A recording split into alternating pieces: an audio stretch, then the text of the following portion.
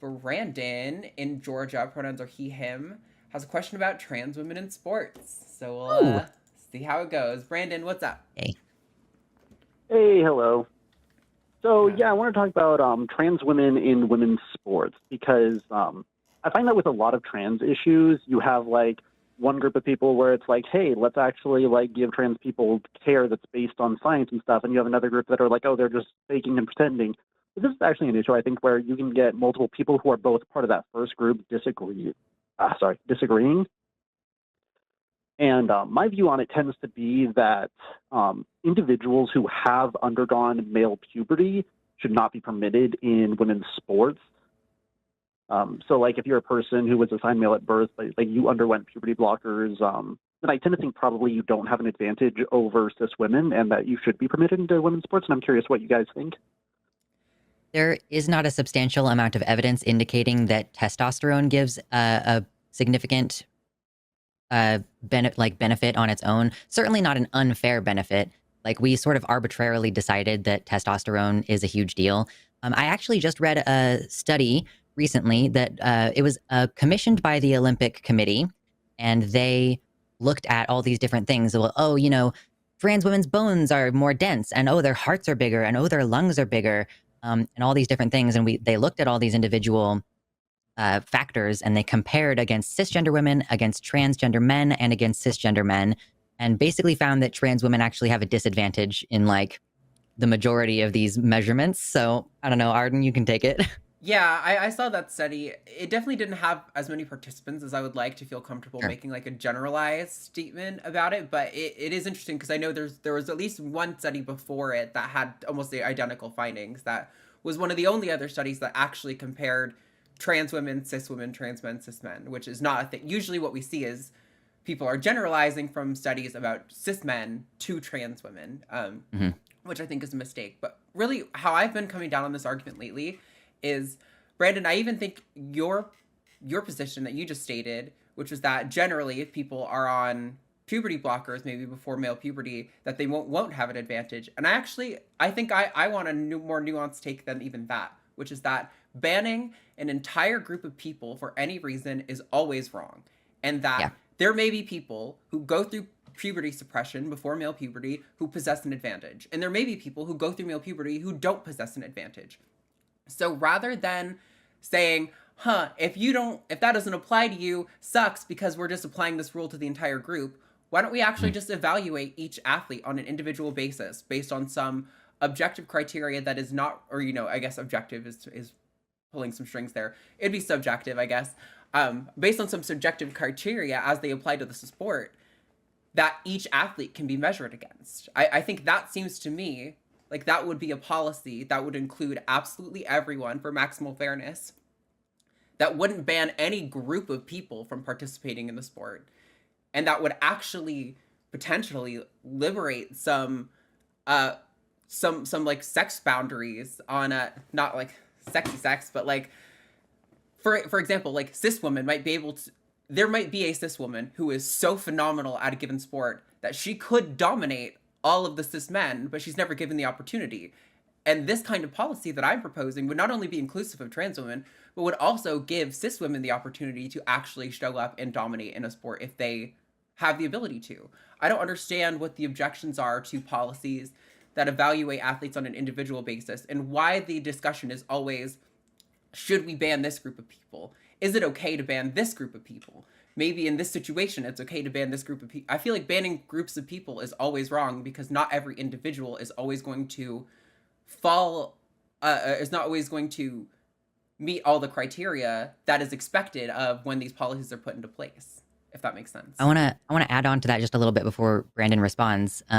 I also read another study that showed basically that looking at the difference in performance with testosterone levels versus looking at the difference in performance of a lifetime of difference in quality and funding of the sports programs themselves, like that those differences, even from like the elementary school age up through college, can make a lifetime difference in performance where women are performing worse than men on average.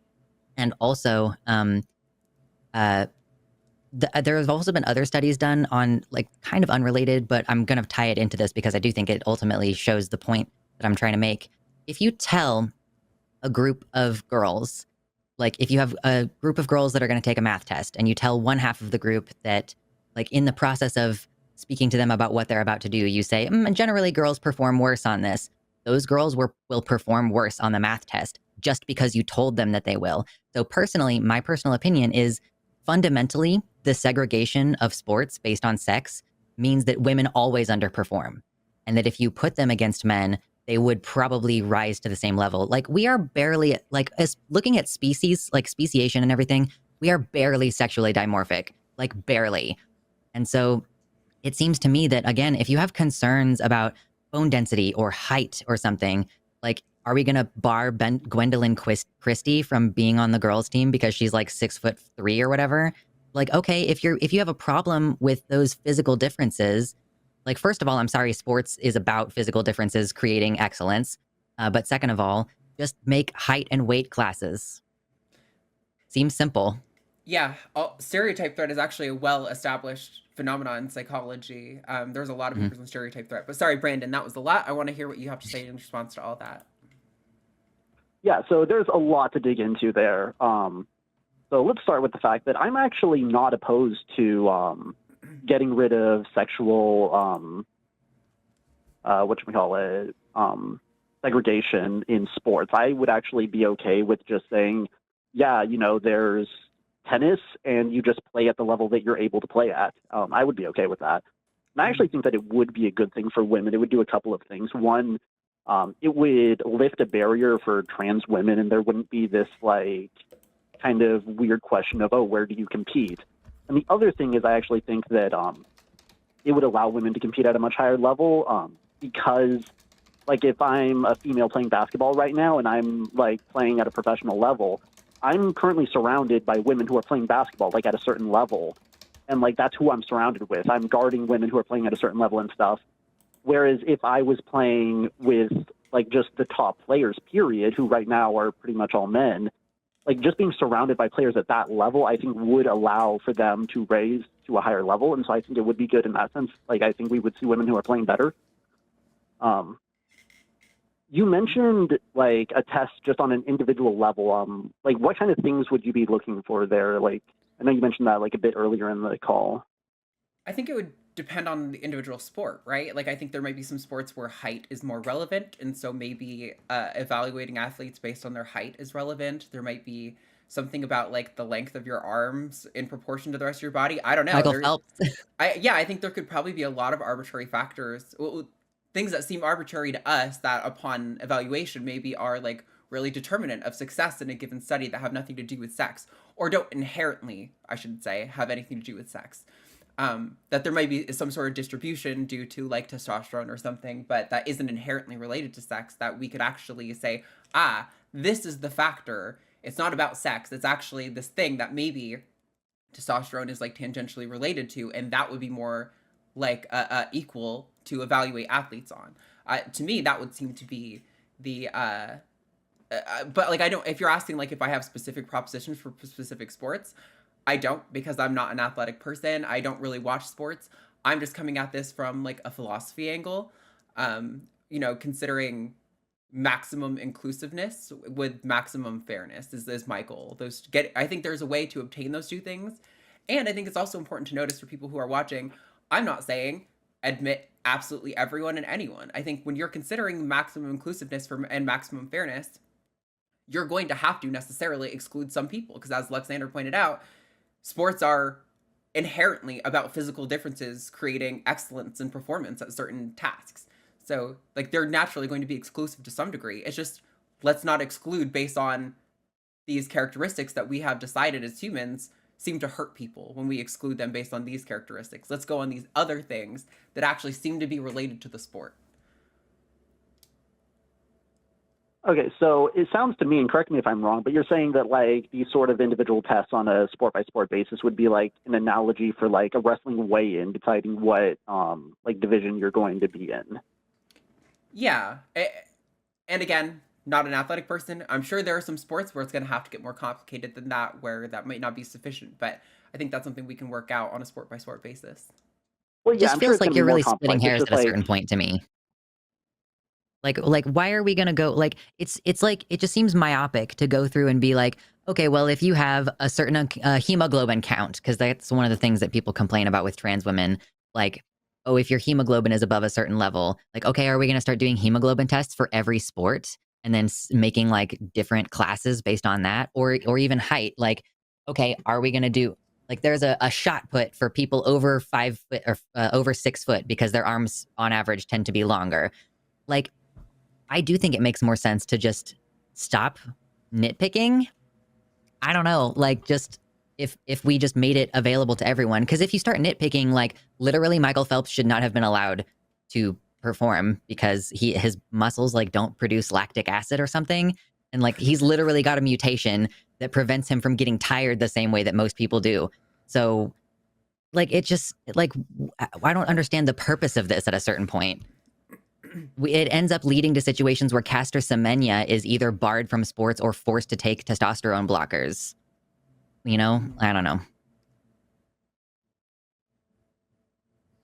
Go ahead, Brandon. so I think we agree on like the idea that it would be good to just not have the sexual division in sports, but like as it is, you tend to think that like trans women, even if they like have undergone male puberty, should still be permitted in women's sports.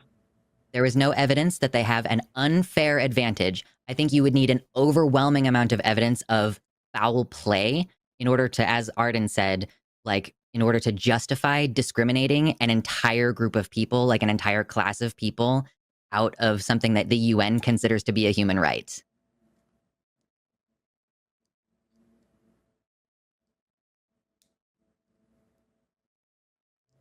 Hello, still Wait, there? when you say the UN considers it to be a human right, like what specific human right are you referencing? Public participation in sports. Like, it's not like a human right, like codified in the same way that they've codified like the right to food is a human right, but like the international Right, because community. it's completely different. Like if I'm on steroids, obviously I'm not going to be permitted to participate. It's not a human right in any sense that like food and other stuff is. Yeah, I think what It, we're it talking about is is more of considered an indignity, though. Like, that's the thing. right. It's that denial of an entire group to participate in sports. Uh, uh, of like a group of people is more of like a denial of your ability to freely participate in society is the problem, and Yes. where that becomes a human right. I agree, you don't have a right to necessarily participate in any individual sport or any individual competition or any individual league. I think it's totally fine that we can have restrictions based on fairness. It's just, I don't think it's ever ethical or acceptable for those restrictions to unilaterally ban trans women or any trans person as a group.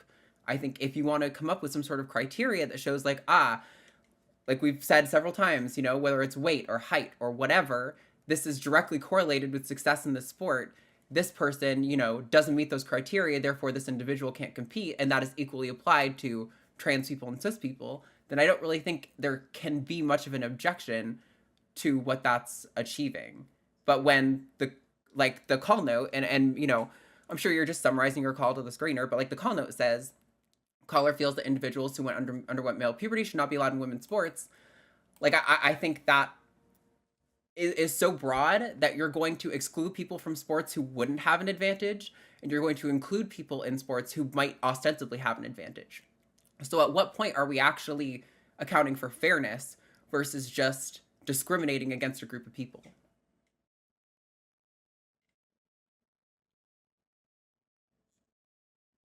Well, bear in mind that I'm not saying that individuals who underwent male puberty should not be allowed in sports, period. No, you're just saying I that they think it's shouldn't just a be allowed to question participate of, with their sex class. Like, do you have any evidence that there is actually any kind of advantage that trans women have? Because that's the thing, is like, when you assert that so you think trans women shouldn't be allowed to participate, there is a dramatically high bar for you to provide evidence. It's like the whole God claim. Like, you would need an overwhelming amount of evidence to convince me that class discrimination on that scale is not like an indignity, like a serious indignity for the entire group. Yeah, so let's go over two things here. One is like the standard of evidence. I tend to think that it's not as high a standard of evidence that should be required as you seem to be indicating, since I think that the emphasis should be on fair play, whereas like we take it seriously if there's even like a chance that a person is on steroids or something. And so like a small chance of unfair play is taken very seriously. I don't think there necessarily needs to be like an overwhelming amount of evidence that some player is cheating in order for us to take it seriously and potentially You're talking even about an like have individual sanctions. though having like a specific thing. Like you're shifting the goalposts a little bit because you're saying, okay, if we want to make sure that someone who's on steroids is not playing, okay, No, then hold check on. for You're falsely steroids. okay, what was the goalpost and what is the goalpost? Because now you're just, that's not true. I'm not shifting the goalpost. And if that's true, then what was it and We what is it? we are talking about an entire group of people. You are asserting that there is some kind of unfair advantage that makes you think that there should not be people who have undergone male puberty in female sports.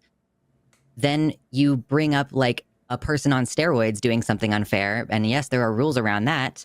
That is not relevant to what we are discussing right now.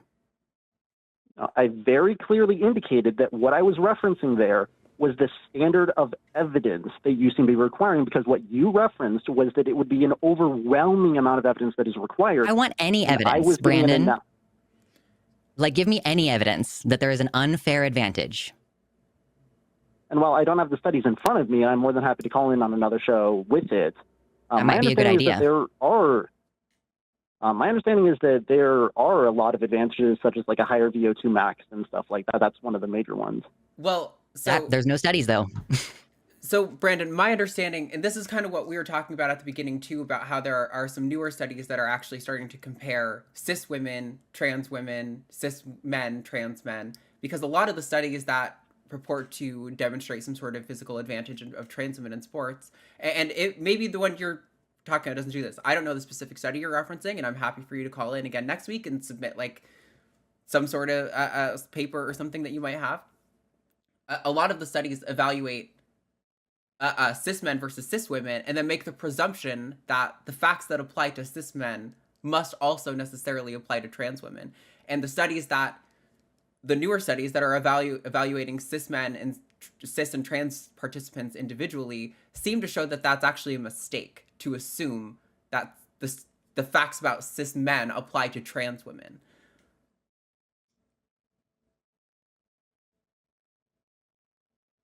Well, that's not the question, though. The question is whether or not trans women have certain physical traits that give them an unfair advantage over cis women.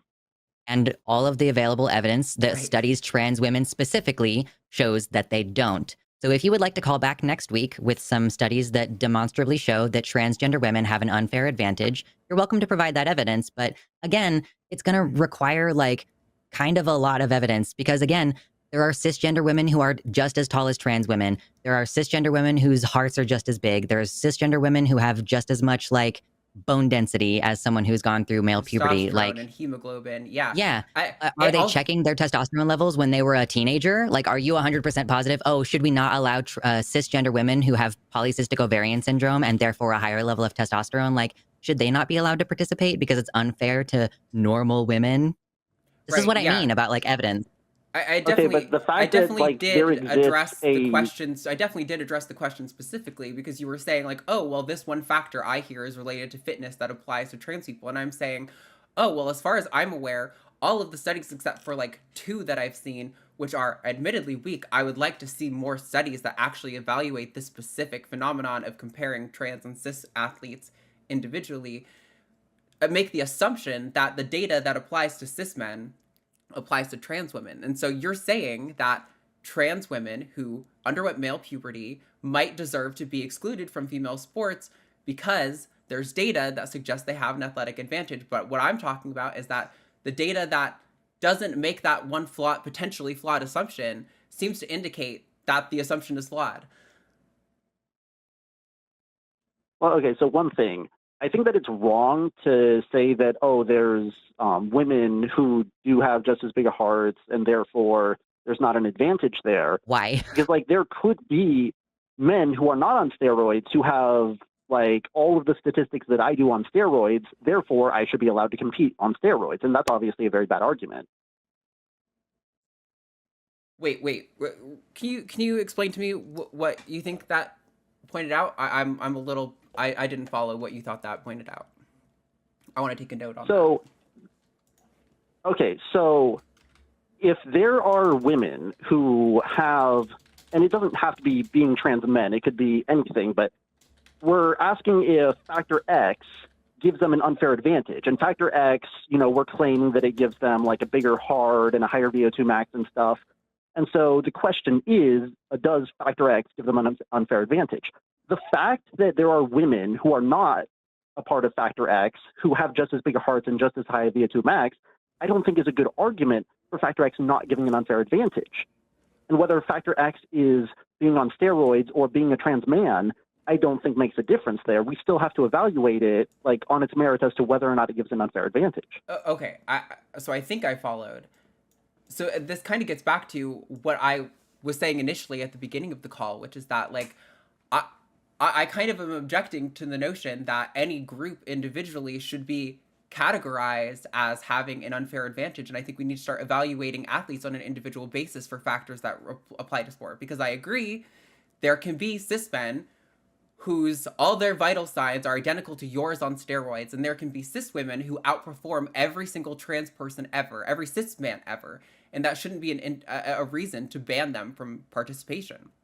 So why should the argument ever be? It sounds like it's confusing to me that you are even like having a contention with my position, because it sounds like you're advocating for the exact same position that I am, which is that the barriers in sports seem to need to be about individual athletes meeting specific criteria rather than what group they might happen to belong to.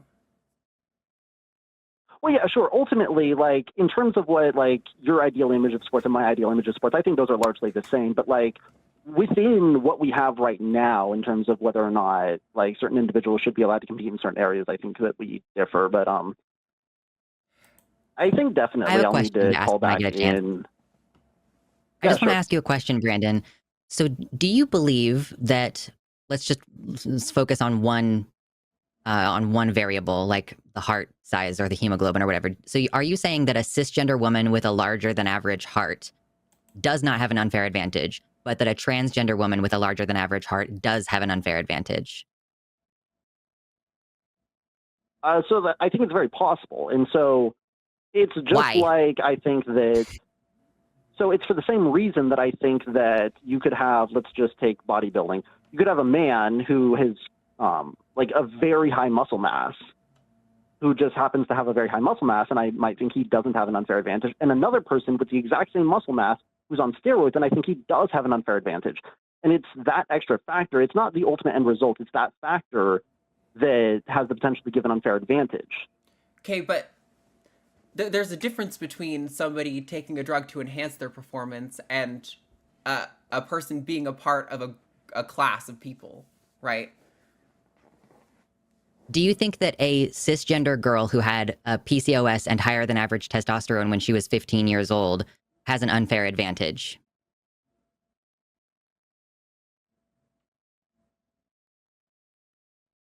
I certainly think that probably she has an advantage. Whether or not it's an unfair advantage is... Why is it unfair for a trans girl, but not unfair for a cis girl? It feels like your use of unfair here is kind of anything that you personally don't like. This is like objectively a feels over reals argument. Please call back next week with some actual studies. That would be great. Okay, you just claimed that I was saying that it wasn't unfair for the cis girl, and I literally didn't say that, so please stop putting words in my mouth. Wait, no, but... Okay, repeat what you said, because as far as I could hear, it literally did sound like that. So I don't know if it's so much words in your mouth as much as your failure to communicate. So let's maybe try again. No. It literally was not my failure. She literally just... Or they... Sorry, is it they, them? Sorry, I lost track of who was talking, but anyway. No, I literally was in the middle of saying whether or not it would be unfair, I think it's less clear, and then they just said, oh, yeah, so why is it not unfair for the cis girl? And I literally...